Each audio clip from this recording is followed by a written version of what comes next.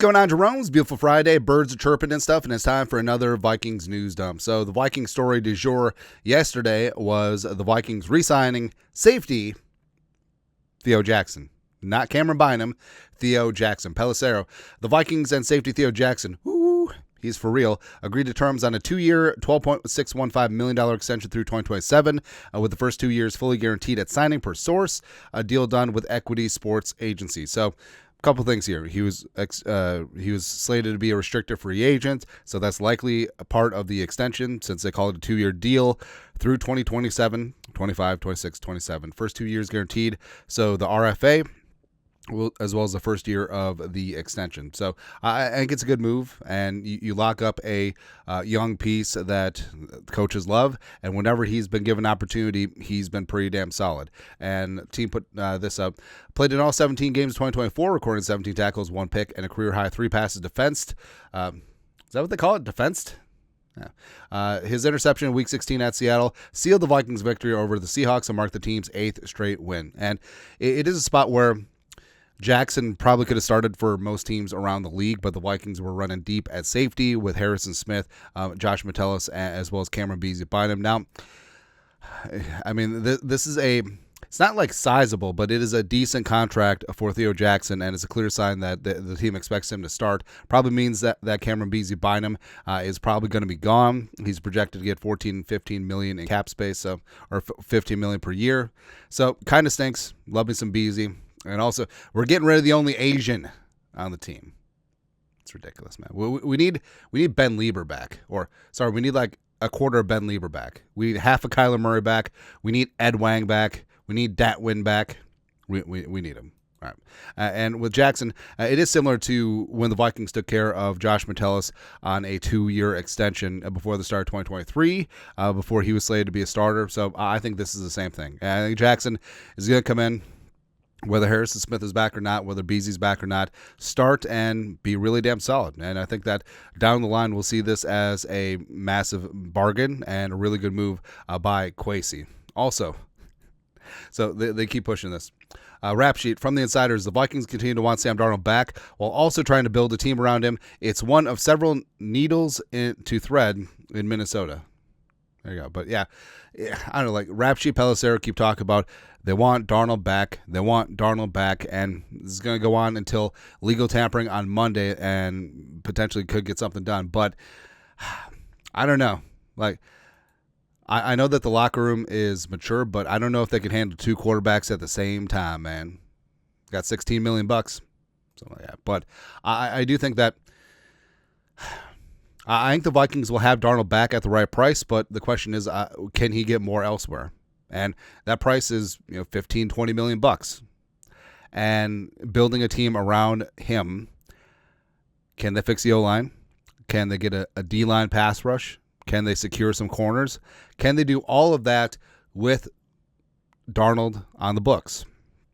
Now, it could be a 1-year deal with void years, and they can spread out those cap hits and definitely get things done, but you're going to be juggling. And I do think that the better course would be just to have JJ as the guy, bring in a backup quarterback, maybe Kirk Cousins, and then just go from there. Also, speaking of going from there, anyways, the Jacksonville Jaguars, they got themselves gutted. All right, so new GM, new coach, Duval, new OC, Grant Udinsky, and they're basically just like, Trent Baalke, Doug Peterson, there you go. Ari Mariov. In a single day, the Jaguars traded Christian Kirk to the Texans in division for a 7th-round pick. Will release tight end Evan Ingram. Evan Ingram's still a bad dude, man. He's going to get some decent money. Kick returner, punt returner Devin Duvernay. I would not mind Duvernay as a replacement for Brandon Powell. Like, Duvernay is a stud. Like, his time with the Ravens was good. Josh Reynolds, cornerback Ronald Darby, as well as starting center Mitch Morse retired. So, I mean, it's like the Seahawks the other day. Jaguars announcing a lot of moves. Now, the Vikings actually don't have a lot of moves in place. Like, maybe a cut or restructure of Josh Oliver, but I don't know, maybe cutting Bradbury. But that's really it. That's it. But, yeah, so some of these teams that definitely need some change. Change is going to come. Also, another one of those teams. So the Bengals announced rap sheet. The Bengals have given Pro Bowl edge Trey Hendrickson permission to seek a trade per him and Tom Pelissero. Now, I think what this is that the Bengals are notoriously one of the cheapest teams in the league. They're consistently cash poor, and they saw the extension that Max Crosby got, and then they're just like, no. And the Bengals have been making moves. They've been cutting dudes. They've been trying to free up cap space because I do think that they want to make a major run at getting a Jamar Chase deal done, maybe even T. Higgins. And Hendrickson, I mean, all this talk is like, oh, TJ Watt, Myles Garrett. Hendrickson has been one of the most consistent sack producers and pressure producers at the edge in the National Football League. Now, obviously, he isn't a target for the Vikings, but ay Dios mío. I just do not want him to end up with the Lions, the Bears, or the Packers, or hell, the Eagles either. Just ridiculous, man. But he's going to go get his. Speaking of the Eagles, they're probably going to lose Milton Williams, Super Bowl hero, 3-tech pass rush extraordinaire. Could also play some 5-tech too. Vikes fan page. Darren Doogie Wolfson, KSTP Sports, continues to reiterate Milton Williams is on the Vikings radar. Milton Williams is 100% on the Vikings radar. I don't know the price point or how high they will go, but 100% convinced they are in on Milton Williams next week. Now, Osa Digizua got $20 million per year on a 4-year deal. It's probably the floor with Milton Williams, and the Vikings. They got the cap space. They have the ammunition. It's like last year where they were fully all in on Christian Wilkins before he went to the Raiders because they gave him stupid money. But Williams, I understand there's concerns. Like, hey, was it him or more Jalen Carter and Jordan Davis, or was Milton Williams like a major part of that? Like, I think that all things came true once. I think Williams is ready for expanded role. I think that he can get his own pass rush. It's clear, even though Flores runs a 3-4 front, that he can bring in a 3-tech and make it work. And Williams does offer positional flexibility as well. So just get your dudes. Right, you got the cap space. Just go make a major statement because I think Milton Williams would be a dog on this defensive line, man. He'd be really good, man. Also really good. All right, so Diamond Dallas Turner, while everyone else in the NFL is in Cancun on 3, Cancun, and they're out there sniffing glue, Diamond Dallas Turner is working. That's right. He's putting in that work, doing the dummies, he does it better than Landon Jackson. It's going to be good. But yeah, Dallas Turner, you just wait. Yeah, AVG will be in there. Jonathan Grenard will be in there. But there's going to be some snaps freed up. Like Patrick Jones second, probably leaving for agency. I'd like Hottie Ward back, but Turner's ready to go. And some good size. Still got that speed. Still learning one of the most complicated defenses in the National Football League and Brian Flores scheme, but still going to get buckets. Pretty confident in it. Also confident. So Tyler Lockett got released. DK Metcalf's agent leaked that he wants to trade on the same day. That's just dirty. Just dirty, man. But Dan Rossini, The Athletic. The Seahawks are seeking a first and third round pick for DK Metcalf per sources.